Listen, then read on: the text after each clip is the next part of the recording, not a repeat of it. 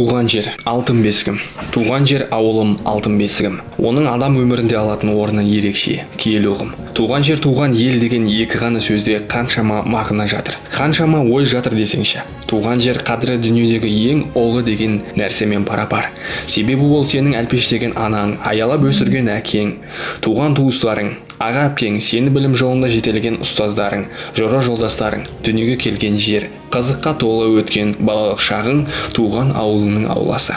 Туған жер арқылы еліңнің өткені мен болашағын байланыстыра аласың. Ақын жазушылардың, философ ғалымдардың ел туралы жазған өлеңдері адам баласын толғатпай қоймайды. Мысалы, туып өскен жері туралы толғанып, ойын нақ жеткізген авар елінің нағыз патриоты ақыны Расул Ғамзатовтың мына бір шумақтары ойға оралады. Қымбат маған елімнің бар даласы, Балтық пенен Сахалиннің арасы, қайда болсам қиям оған жанымды, туған жерден қассын бірақ қабірді деген екен. Туған елге, туған жерге, туған тілге деген ыстық сезімнің үздік үлгісі ретінде мен өзімнің туып өскен өлкем Сарыағаш ауданы жайлы қысқаша сіздерге таныстырып өткім келеді. Сарыағаш ауданы Түркістан облысының оңтүстік бөлігіндегі әкімшілік аумақтық бөлік. 1928 жылы Келес ауданы болып құрылған. 1939 жылы Сарыағаш аталды. Жерінің аумағы 7,7 мың километр квадрат. Аудандағы 154 елді мекен, бір қалалық, бір кенттік және 24 округтер, ауылдық округтер біріктірілген. Орталығы Сарыағаш қаласы. Географиясы: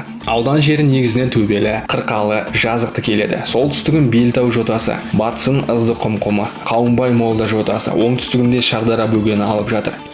Климаты континенталды, қысы жылы -10 Цельсий градус төңірегінде, жазы ыстық +40 Цельсий градусқа жетеді. Өсімдіктердің өсіп-өну мерзімі 220-320 тәулік. Атмосфералық жауын-шашындардың орташа жылдық мөлшері 80-300 мм-ге дейін жетеді. Аудан аумағында Сулы Кеңес және Құр Келес өзендері ағып өтеді. Экономикасы: Сарыағаш ауданында мақта, жүзім, көкөніс, астық, жеміс, бақша, картоп, қаракөл қойы, биязы жүнді қой, сүтті етті мал өсіруге мамандандырылған 4 ұжымшар, 16 кеңшар. Ауданда 16 өнеркәсіп орны бар. Аудан аумағында Сарыағаш шипажайы, Арман, Алтын бұлақ демалыс орындары, балалар шипажайы бар. Алекс, Қазақстан, Польша бірлескен кәсіпорындары, Демеу, Әсемай, Курорт Барс 2030 жауапкершілігі шектеулі серіктестіктері жұмыс жасайды. Тұрғыны 226,7 мың адам. Халқы көп ұлтты, басым көпшілігі қазақтар. Одан басқа өзбектер, тәжіктер, әзірбайжандар, орыстар, татарлар, тағы басқа ұлт өкілдері тұрады. Сарыағаш шипажайы ауданның бірден-бір табиғи байлығы жерасты минерал емдік ас сулары болып табылады. Қазіргі кезде 55 термальды су скважиналарының барлығы аудан мекемелері мен тұрғындарына қызмет көрсетуде. Аудан аумағында аты Қазақстан Республикасынан тыс жерлерге де мәлім Сарыағаш шипажайы, Алтын бұлақ, Арман санаториясы бар. Ана мен бала шипажайы сияқты 10 демалыс аймағы бар. Сарыағаш шипажайы бальнеологиялық шипажай.